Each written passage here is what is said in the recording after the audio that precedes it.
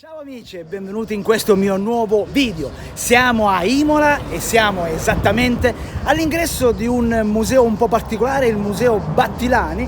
Più che museo, una collezione privata di moto storiche, moto che vanno dagli inizi del Novecento fino al 1940. Se siete curiosi di saperne di più su questo museo, su questa comunque collezione privata di moto, vi invito a seguirmi dopo la sigla. Ma prima, come al solito, vi invito a iscrivervi al mio canale. Come fare? È semplicissimo. Basta cliccare sulla parola iscriviti che trovate qua sotto. Iscrivervi a voi non costa assolutamente nulla, ma grazie alla vostra iscrizione potrò continuare a portare avanti questo mio progetto di divulgazione. Mettete anche un like sulla fiducia e condividete questo video con i vostri amici in modo tale che anche loro possano usufruire di queste informazioni. Bene ragazzi, allora pronti a scoprire di più su questo museo, o meglio su questa collezione privata? Bene, allora sigla!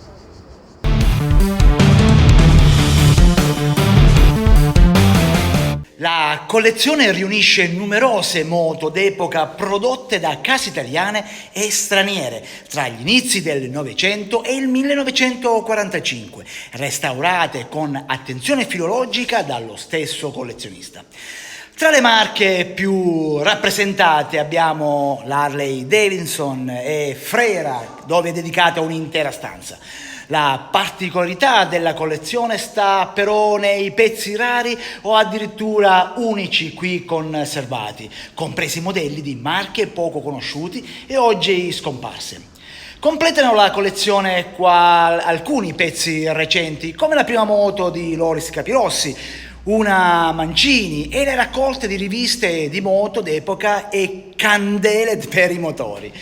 La visita include il laboratorio del collezionista e il magazzino ricambi.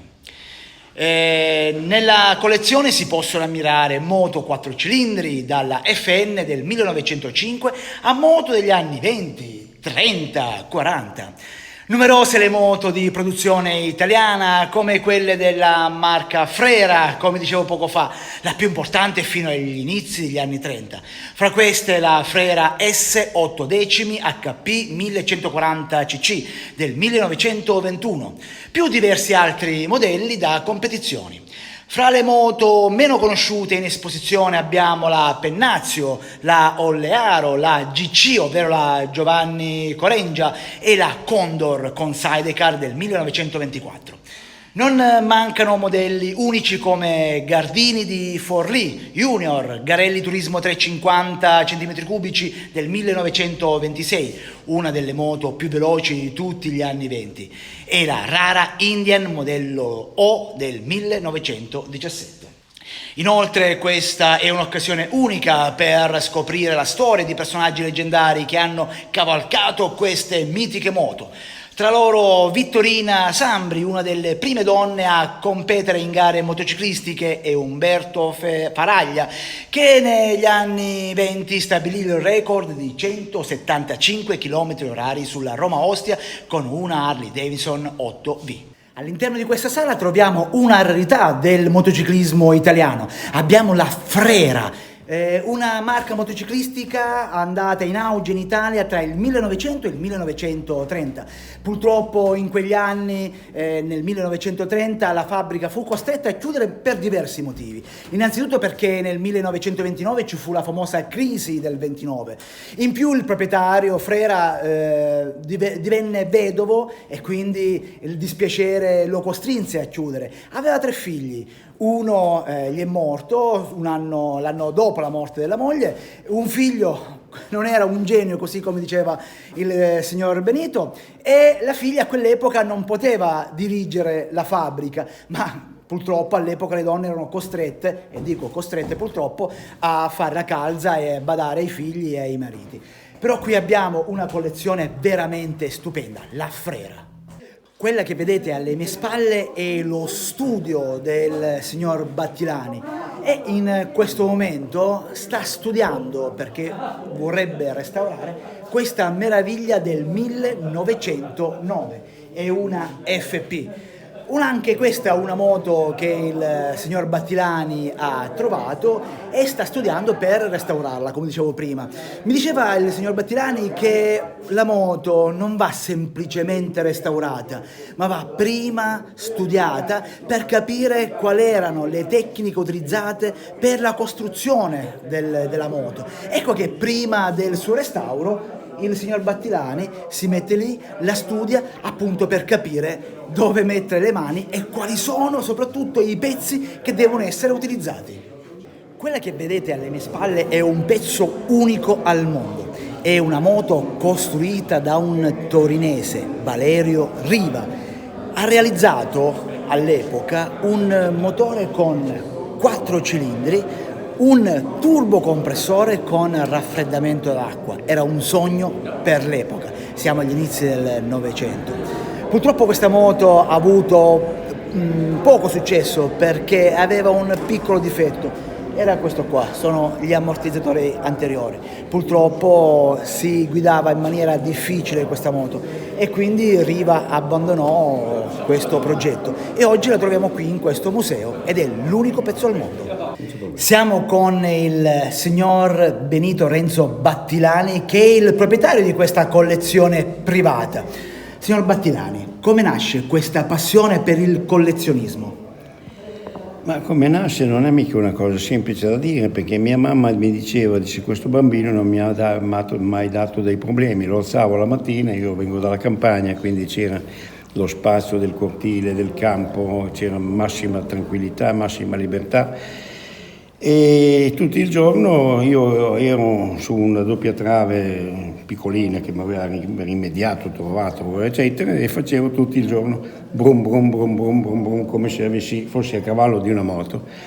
E da lì poi, quando uno arriva a una certa età, comincia a pensare alla meccanica, poi comincia ad avere la voglia di avere il motorino, poi da un motorino un altro motorino, e poi da cosa nasce cosa, e poi dopo a un certo punto, come si dice, le ciliegie una tira l'altra e siamo arrivati a questo punto.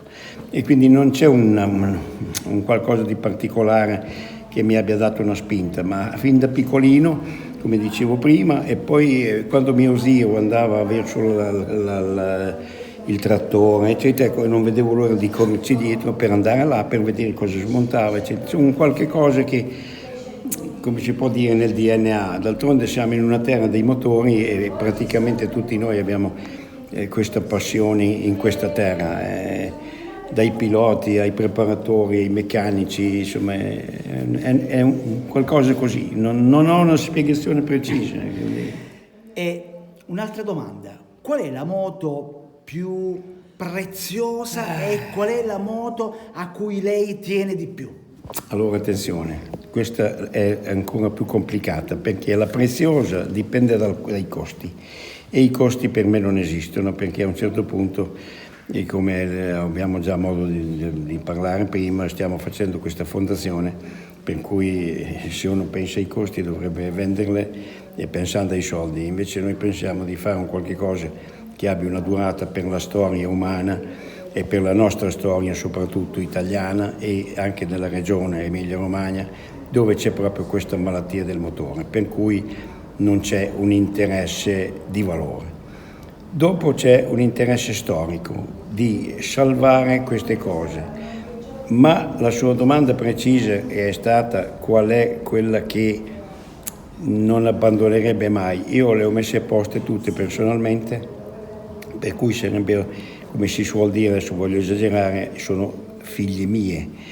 Per cui una è importante perché ha una storia, una è importante perché ne ha un'altra e le storie si equivalgono sempre. E se non si equivalgono uno le valorizza secondo quelle che pensa o che trova. E poi noi collezionisti poi abbiamo un grande altro difetto, che questa moto qui andava bene, ecco bisogna prenderla perché andava benissimo. Questa non andava mai e allora bisogna prenderla perché non andava mai. Questa era talmente bella che bisogna prenderla, questa era talmente brutta che bisogna prenderla perché allora a quel punto lì dopo succede che uno comunque delle scelte ne fa comunque, perché devo dire che io non ho preso tutto quello che veniva, perché se li vede prima di tutto, quasi tutte prima della guerra, e poi soprattutto miravo quelle moto che avevano o una storia o una rarità o una tecnologia diversa dalle altre, perché anche qui non ne abbiamo parlato, ma la tecnologia è molto importante e nel mondo non è mai stata nello stesso posto. È partita dalla Francia, poi l'America, poi l'Inghilterra, poi la Germania e poi dopoguerra Italia. Ecco, la nostra storia, dove abbiamo detto qualche cosa nel campo motociclistico e soprattutto nel campo tecnico motociclistico, è stato nel dopoguerra. Poi i giapponesi, e d'ora in poi non ci saranno più queste differenze, perché ormai sono codificate le cose. Se io devo fare un oggetto, una parte o un trattamento tecnico o meccanico, ormai è codificato, cioè non ho più niente da inventare.